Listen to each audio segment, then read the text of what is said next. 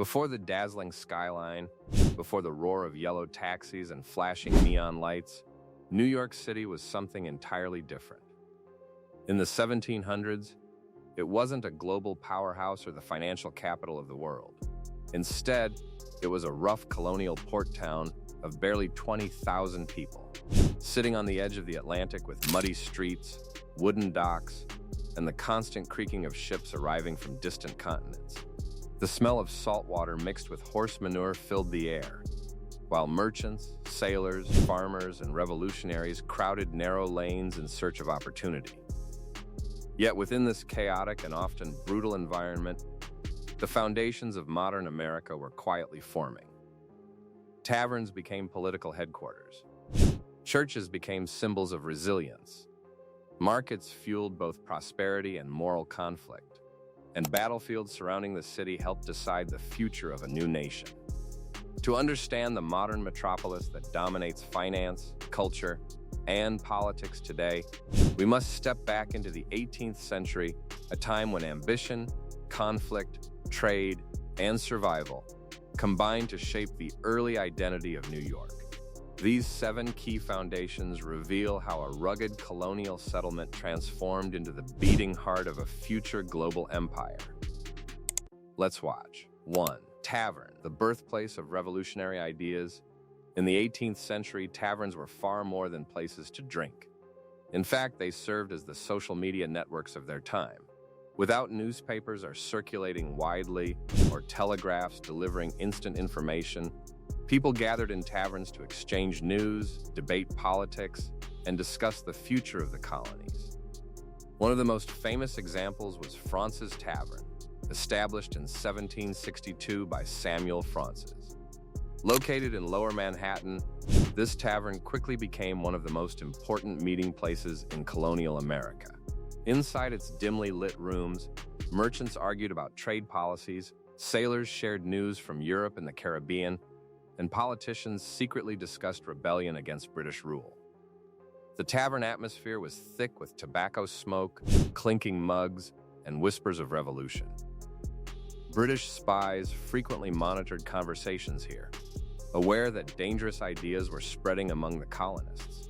Taverns like this became informal political headquarters, where the shift from British loyalty to American independence slowly began. 2. Churches, spiritual anchors in a chaotic city. While taverns fueled debate and rebellion, churches provided something equally important: stability and reflection. One of the most significant religious landmarks in colonial New York was St. Paul's Chapel, completed in 1766. Built in the elegant Georgian architectural style using Manhattan schistone, it stood as a powerful contrast to the fragile wooden houses surrounding it. For residents of the city, the chapel served as both a spiritual refuge and a community gathering place. Wealthy merchants and struggling laborers sat side by side during services, temporarily united by faith in a city defined by inequality. The church also played an important role during historic events. After his inauguration at Federal Hall in 1789, George Washington walked to St. Paul's Chapel to pray, symbolizing the connection between political leadership and spiritual humility in the young republic. 3. Wall Street, the laboratory of American capitalism. Long before flashing stock tickers and billion-dollar trades, Wall Street was simply a busy street filled with merchants, traders, and government officials. At its center stood Federal Hall, the building that served as the first capital of the United States under the Constitution. It was here in 1789 that George Washington took the oath of office as America's first president. This location became the birthplace of several critical institutions. The first Congress met here. The United States Bill of Rights was introduced here. And the earliest foundations of American financial governance were established within its walls. But the street also had a darker reality. 4. Fortifications, protecting a valuable harbor, strategically located between major shipping routes. New York's harbor was one of the most valuable ports in North America. Controlling it meant controlling trade across the Atlantic. To defend this critical location, the British constructed Fort George at the southern tip of Manhattan. The fort's cannons overlooked the harbor, guarding merchant ships arriving from Europe and the Caribbean.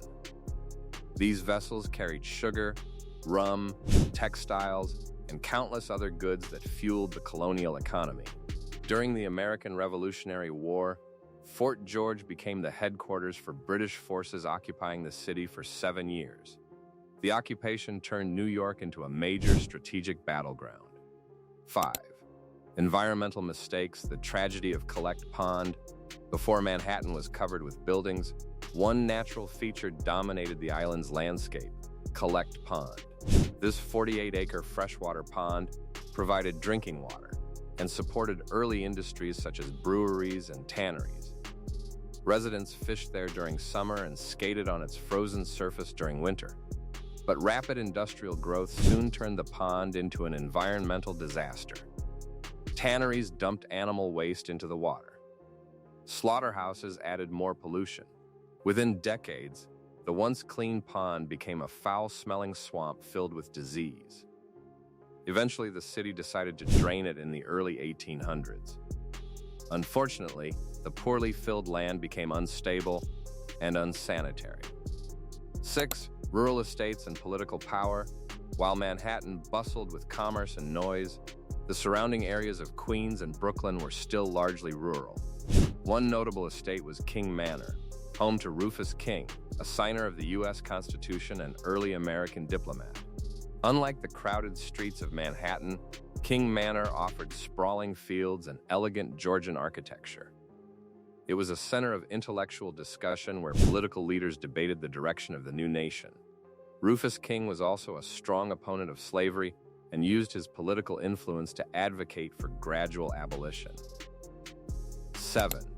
Everyday life, survival in a dangerous city. For the average resident of 18th century New York, life was incredibly difficult. Most people lived in cramped wooden houses or early tenements that were poorly ventilated and dangerously flammable. Streets were unpaved and often filled with garbage, animal waste, and standing water. Disease outbreaks were common. Yellow fever and smallpox frequently swept through the city, killing thousands in a single season. There were no modern hospitals, no sanitation systems, and limited medical knowledge. Despite these hardships, residents developed a strong sense of resilience and community. The foundations of a global metropolis today, towering skyscrapers dominate the skyline of New York City, and millions of people move through its streets every day. It is the financial capital of the world, a cultural powerhouse, and one of the most influential cities in human history. But beneath the glass towers and modern infrastructure lies a much older story. The early New York of the 1700s was a place of muddy streets, wooden docks, dangerous diseases, and constant political tension. Taverns sparked revolutionary ideas. Churches offered peace in chaos. Markets fueled both prosperity and injustice. Battlefields and forts determined the fate of a new nation. These humble and often brutal beginnings shaped the character of the city. They forged a culture built on ambition, resilience, and relentless opportunity. The skyline may be new, but the spirit that drives New York, the hunger to trade, innovate, debate, and survive, has been beating for more than 3 centuries. And that ancient heartbeat of ambition is the true foundation of the city that eventually learned how to hold the world in its hands. Let us know in the comments what you think about this. And don't forget to like, subscribe, and stay tuned for more captivating content on our YouTube channel.